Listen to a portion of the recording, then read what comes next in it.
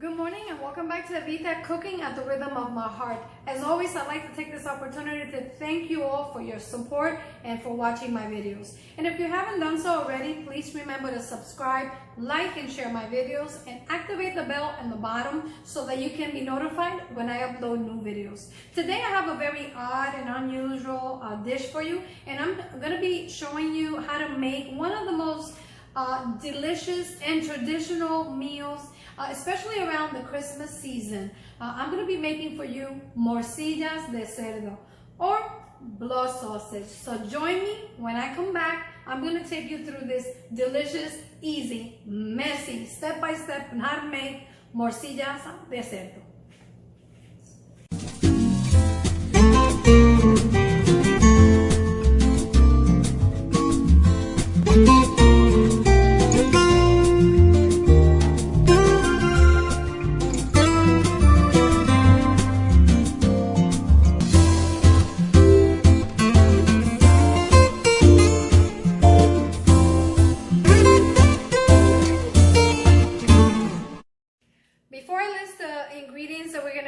Sausage, I want to issue a fair warning to those of you who may be sensitive to the use of certain animal parts, in this case blood. These black sausages or blood sausages, the main ingredient is obviously blood. I'm going to be using pork blood, but you can also use beef blood if it's available to you. The FDA has very strict guidelines in the handling and processing of this blood, so be sure to check with your local meat packers for the availability of this blood for you. It usually comes in a gallon and it comes frozen, and you want to keep it frozen until you're ready to use it, and then just follow the thawing directions. So there you have it. Fair warning for those of you who may be just a little sensitive to the issue of using blood for this recipe. We're going to need, of course, the blood, and this is the type of blood I'm going to be using. And I'm going to give you a little close-up of the information with the phone number where you can call for the availability of this blood in your area. We're also going to need some medium grain rice, some peppercorns that I'm going to grind, Mexican oregano, salt, and I have here some chilies, and this is optional, and the amount of chilies that you add to this recipe is going to depend on how spicy you want them. If you choose to make them spicy, you don't have to add the chilies if you don't want. One of the ingredients that is very common in the making of the morcillas or the blood sausage is an ingredient that's called entellas. And basically what that is the a fatty tissue found in the pig. And since I don't have entellas, or that fatty tissue, available in my area, I'm going to be using pork fat instead. And this is frozen right now, and I'm going to go ahead and process it through my meat grinder. But before I grind it, since the this pork fat usually comes salt packed, I'm going to rinse it. The reason why we want to grind it is because we don't want big pieces of fat in our morcilla, and we're not going to be adding that much of it, but it's necessary just to keep the sausage a little bit moist. Of course, we're going to need some hog casings, and I'm going to be using natural hog casings. Typically, the way that we make it is using the oregano Fino, and this is the type of oregano that typically we will use. My recipe today, I'm going to be making it both using the dried oregano, and I'm also going to make a separate batch using the fresh oregano. We're going to use some garlic paste, so you can just use some mashed garlic or fresh garlic. I'm also going to be chopping some fresh culantro and cilantro. As you know, these are my two favorite ingredients in the whole world. And over here, I have another type of oregano. This here, you can find it here in your local Home Depot stores, and I believe they call it Cuban oregano. It's also very fragrant and delicious. For the rice, you bring the water to a boil, add your rice, stir. Now we want to add our salt. And we want to stir. Then we want to add our oil. Stir again, and we want to continue cooking it until the rice and the water has reduced by 2/3. Once it's done that, we want to reduce the heat and stir our rice from the bottom up, just like that. Once we've done that, we want to go ahead and cover our rice and cook it for about 15 minutes until it's tender. After 15 minutes, we stir the rice again. And at this point, our rice is perfectly cooked and the right consistency for the morcillas. Now we want to go ahead and taste it for salt. And it's perfect. Now we want to remove it from the pot and set it aside. And for the bottom or the sticky rice or the pegao, you want to save that for the cook. Chop your cilantro and culantro. And you want to set it aside. And now you want to strip the oregano fino from the stem, just like that. Place it in a chopper. And now we're going to add some salt and oil, and this is going to help smooth it into a nice paste. You want to pulse it until it comes together, just like that. Set it aside, and we want to repeat the same process using the other Cuban oregano. We want to break it down, place it into our chopper, and begin processing. This time we're not going to add salt or oil because the Cuban oregano is very, very watery. And we go ahead and mix it with the oregano fino. Place your peppercorns in the grinder. Process them just to grind them finely, like that. Now we do the same thing with the chilies. We want to go ahead and process them just to break them down into a fine powder. And we set it aside. For the final prep, I ground my pork fat and set it aside. Okay, so we're all set and we have all the ingredients ready for the morcilla or the blood sausage. And first, I want to just show you that our rice is cooked, but it's very loose, and that's the consistency of the rice that you're looking for to make the morcillas. You don't want your rice to be too mushy for this recipe. And now we're gonna go ahead and add the fresh cilantro puree that we prepared. Now, I told you that I was gonna show you two ways of preparing the morcilla. And basically, the other way of making the morcilla is that I've provided for you on the description box below a complete recipe on how to make it step by step with exact measurements. And the only difference is that on the alternate recipe, I'm going to show you what the substitution quantities are for the dried oregano. So basically, it's the same process with the exception that we'll be using the dried oregano instead. Now I'm going to be mixing my fresh oregano into the rice, like so. Now I want to go ahead and add the black pepper. And I know it seems like a lot of black pepper, but remember, we have to season the rice. The blood is not being seasoned, so we want to make sure that everything that we add is, you know, rightly proportioned. So we want to have the right ratios of salt and pepper and rice. And of course, this is all going to add more flavor to our morcillas or the blood sausages.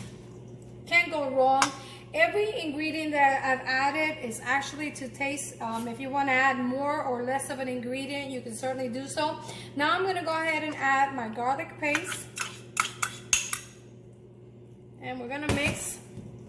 And basically, we're just making a stuffing with all these delicious ingredients. And it already smells absolutely delicious. Now, at this point, you decide whether or not you want to make your morcilla spicy. If you decide that you want to add spice to your morcilla, then we want to go ahead and add the crushed chili peppers. I'm using Thai chilies. Traditionally in Puerto Rico, they use ajíes picantes, which are really tiny in size, but very, very big in flavor and spice. So we go ahead and add this to taste, and we're going to mix it. Now, right before we add the rest of the ingredients, I want to taste it for seasoning, and just to be sure that we don't have to adjust the seasonings. Now, my aunt traditionally, or basically explained to me Ideally you want to add or cook your rice salty, or you know, a little saltier than normal, because that's going to be all the salt we're going to add to this dish. But also she mentions that, or explained to me that we can always, before we add the rest of the ingredients, we can taste it for flavor. I'm going to go ahead and do that now, just to make sure we don't have to add anything else to it. Wow. At this point, you can also taste the heat.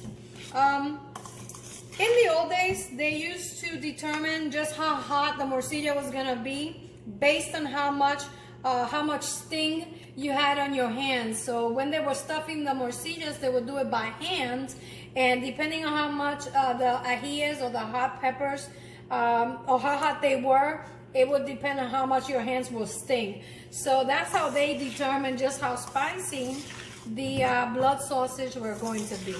I'm gonna go ahead and add another bit of salt to this. And don't worry, like I said, I will provide a full recipe for you. And I'm also gonna add a little bit more chili flakes, because I like mine spicy. Okay, we're gonna continue mixing. And once we've reached the right balance of flavor, and we've adjusted all the flavor, we want to go ahead and add los dos primitos, the two cousins, cilantro and culantro. We want to go ahead and mix it very well. And guys, if you've never had blood sausage and you're daring enough, by all means, do try this. It is usually found in the cuchifritos all over Puerto Rico. And like I said, traditionally it's made around the Christmas season. And it's my understanding that the reason why they used to make it on the Christmas season is because most people couldn't afford a pig, you know, all year round. So they would buy their baby pigs and raise it in around Christmas time, and New Year's Eve is usually the time when they would just butcher the pig. And with the pig, nothing ever went to waste. They used everything, including the intestines of the pig and of course the blood. Now I'm going to be adding the pork fat.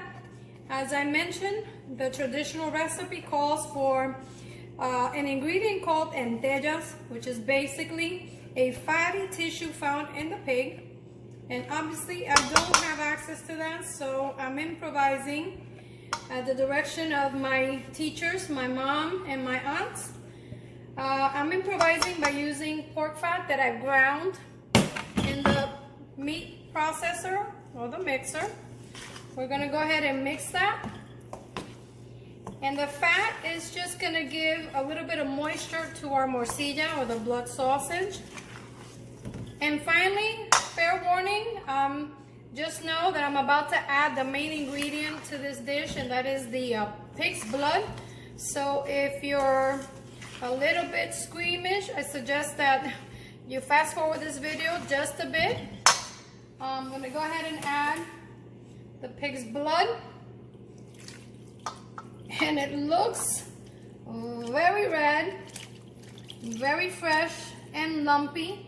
And that's okay. The lumps are usually just a coagulated blood. And we're gonna go ahead and mix it to combine. And of course we want to break up those little big lumps and pieces. And we want to mix this very well to combine the rice with the blood and the rest of the ingredients. At this point, we have our stuffing nicely mixed, and I have in here a double batch, so I switched to a bigger pot so we can mix it and combine it well. Now I like to put my stuffing or my morcilla filling in the refrigerator for at least an hour before I begin stuffing the casings with them. I'm all set and I have everything ready to stuff the blood sausages, and I soaked my casings according to the package directions. There is different ways to stuff these blood sausages, and I'm going to show you what I consider to be the easiest way. And I discovered that this to be the best method, you know, through, you know, many times of trying it out. So I know it works for sure.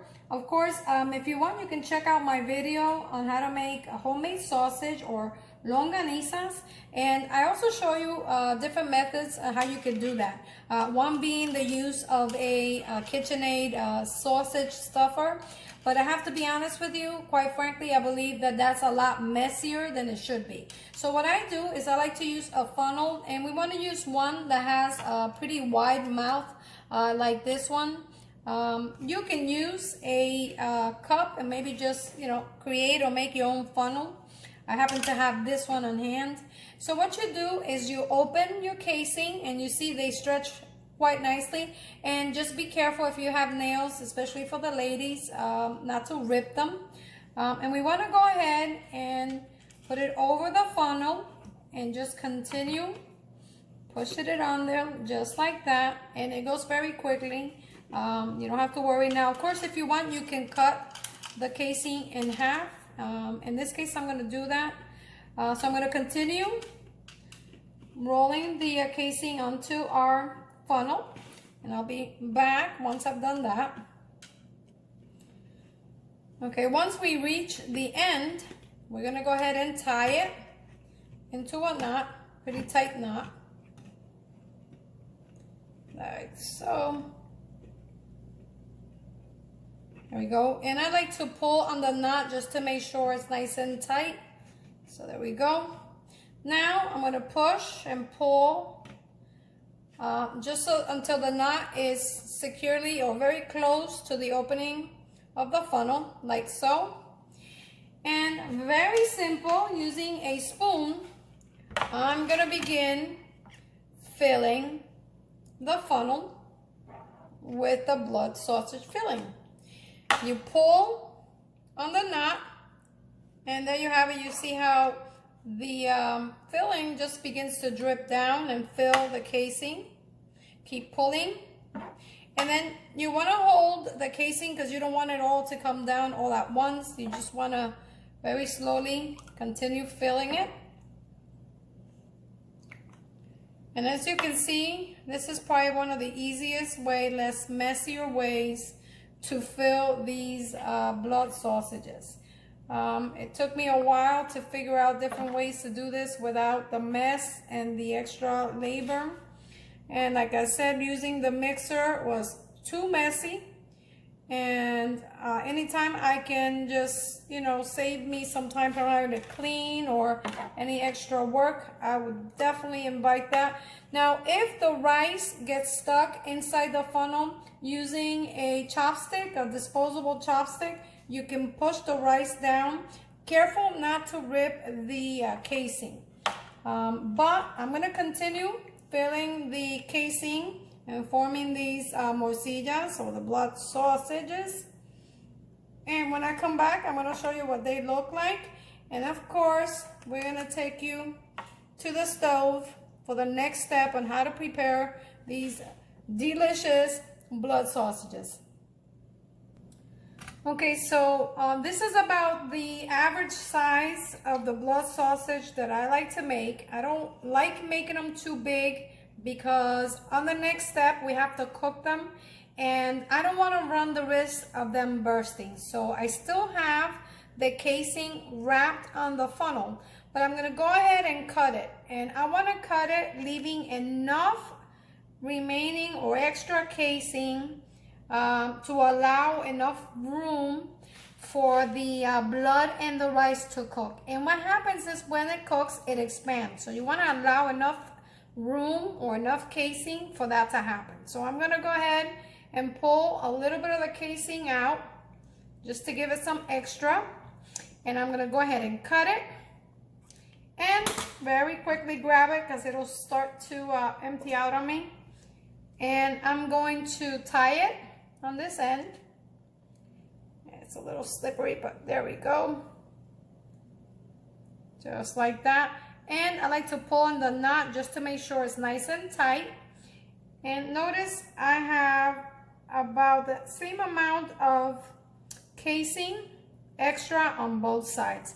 And that's very important, trust me. I've had enough experience with blood sausages to know that if we don't give it the extra room for the cooking process, our blood sausages are gonna burst. Now I'm gonna go ahead and grab both ends and tie them.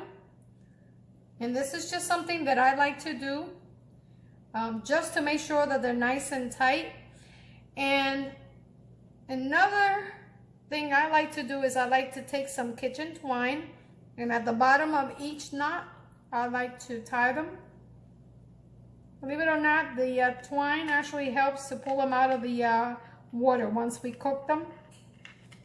I'm gonna go ahead and do 2 knots. And we are ready to cook these babies. And these are gonna go in salted water, and boiling salted water, and I'm gonna cook them for about 10 minutes. I'm gonna pull them out, and there you have it. This is what they look like. Pretty nice, huh? I know it's a little odd, but believe me, if you haven't tried blood sausage, I encourage you to at least try it. I've always taught my kids to never say they don't like anything until they've tried it at least once or twice. While we wait for the water to boil, I just wanted to mention and just let you guys know that it's very important that when we're making these type of dishes or morcillas, that we work all the ingredients in a nice cold environment. So if you have AC at home, make sure you crank that AC while you're working it. If your kitchen is usually very warm, then just be sure to keep everything nice and cold. It's very important that for the safety of the preparation of this dish, that we keep everything nice and chilled and cold until we begin making it. So that's just a quick tip. I understand that this may or may not be something that is appealing to all of you, so I just wanted to share with you guys a little bit of our culture. This is one of the most desired appetizers in our culture, so I just wanted to at least share that with you. So if you haven't done so already, please try it. I do encourage you to do that. It is quite delicious and tasty. It is an acquired taste, but hey, if you're daring enough, why not? The water's already boiling, and I'm going to go ahead and drop the blood sausage into the water. Once we place the sausage in the boiling water, we want to make sure we leave it undisturbed and untouched through the whole cooking process. And we're going to cook this for 10 to 12 minutes until ready. Now, this process is very important, and it's important that you don't mess around with the sausage while cooking it so that you don't run the risk of bursting the sausage and, of course, wasting all your product. Once the sausage comes to a boil and it cooks 10 to 12 minutes, we're going to remove it from the water. You could use the kitchen twine to pull it out. Check it out. It's beautiful. I'm going to place it in a bowl, set it aside to cool. Here we have the morcilla or blood sausage after cooking it in boiling water for 10 minutes. And if you remember, we had left some room empty or hollow in the casing, and that's the reason why, because as you can see, once we cook it, the blood and the rice will expand and congeal, and this is what happens. So that's why it's very important that we leave an additional piece of the casing without stuffing it, just to allow some of that expansion to happen. And finally, the moment of truth. We've already boiled the morcilla or the blood sausage, and we're gonna get it ready. Now, of course, you can eat it boiled straight out of the boiling water, but traditionally, the way we like to prepare it is we will cut it into sizes, and I'm gonna cut it into fairly big slices, and I just wanna show you what it looks like on the inside. Now, if you prefer, you can add more rice to the mixture. So you can play around with this recipe any way you want, but this to me is the right amount of rice and blood. So let's go ahead and cut it into pieces, because now we're getting ready to fry the morcilla or the blood sausage, which is traditionally the way we like to eat it. So we're gonna slice it into probably about 2-inch pieces like that. And then we are going to fry them. I purposely left the twine attached to the morcilla because once we fry them, we can actually either cut it or remove it. But if you look at it, you can use it as a handle. So I'm going to bring these to the fryer. I want to start by preheating my oil, and you can use any kind of oil you like. In this case, I have some vegetable oil in the fryer. Now I'll tell you a little secret. I have prepared these using the air fryer, and they work great. Basically what you want to do is just spray them with some cooking spray and just place them in your fryer at 350 degrees for about 10 to 12 minutes or longer if you want them crispier, and they work just as well. But I'm going to show you how to make them the way we like to eat them during our Christmas seasons, all year round if possible, because these things, once you've tasted them and you've acquired a taste for blood sausages, they're just so delicious. You really want to have them all year round. You want to make sure you exercise some caution and some safety, because these will splatter quite a bit once you begin adding them. So I'm going to start very slowly adding them, and they're a little messy, and you really just want to brown them on each side. They might just, you know, start popping a little. So you want to be very careful when you fry them. So you want to leave them like that for just a minute or so on each side. And again, what you're doing is you're browning them on each side. About 30 seconds, you begin to turn them. You see how they start to turn kind of this dark black. And you want to keep turning them. Now you can deep fry these if you like, but I don't think it's really necessary, because really all you're doing is browning it and just getting it nice and crispy on each side.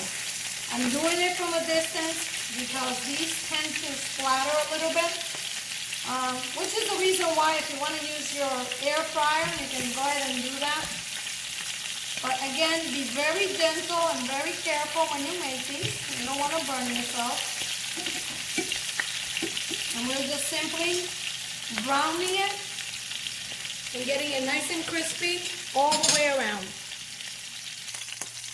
And you fry them until they are your desired consistency. Again, you can get them as crispy as you like. I like them to be crispy on the outside, but yet soft on the inside. Remember, these are already cooked. I cooked them in the boiling water. And basically what we're doing is just giving it some nice color and crispiness. And here we have our fried morcillas or blood sausage. Of course, I always like to take everything to the next level. So I'm going to show you how I like to serve my morcillas. Now, to finish the morcillas, while they're still hot, I like to sprinkle just a little bit of sea salt over them. And if you like, you can even add some black pepper, freshly ground, of course. You have it, my version and interpretation of my Tia Magi's recipe for morcillas or blood sausages. And with the help of my mother and my Tia Gloria, I was able to put this recipe together to share with you guys. Morcillas and blood sausages are typically found in just about every Christmas table in Puerto Rico, but we have been known to enjoy these appetizers all year round. So if you haven't tried them before, I encourage you to try them. And I also would like to mention that morcillas are great alongside with some avocado and some pan sobao. So be sure to check my video on how to make homemade pan sobao and try it. Well guys, it's been an absolute honor for me to be able to share with you guys my Tia Magi's recipe for morcillas or blood sausages. I have to admit, it's been a very emotional roller coaster for me making this video for you guys, because sadly, shortly before I take this video, my Aunt Maji lost her battle to cancer and she went to be with the Lord. But I'm pretty sure that wherever she is, she's looking down and she's feeling very proud of me because I think I nailed it. It's not my Tia Maji's, but it's pretty darn close. So now, let's try them. Of course, I'm gonna be serving mine with some vegetables, but like I said, these go very well with pan sobao, and you can definitely try that. Oh my God, it's so good. Of course, you can taste the rice and the blood, and it's really not what you expect it to be. But you have the perfect balance of the garlic, the oregano, the salt, and the pepper, which is what you're looking for. And remember, you can make these spicy if you like. Most people enjoy these with some spice. Absolutely delicious. Well, guys, I'm Evita, cooking at the rhythm of my heart. Buen provecho y hasta la próxima.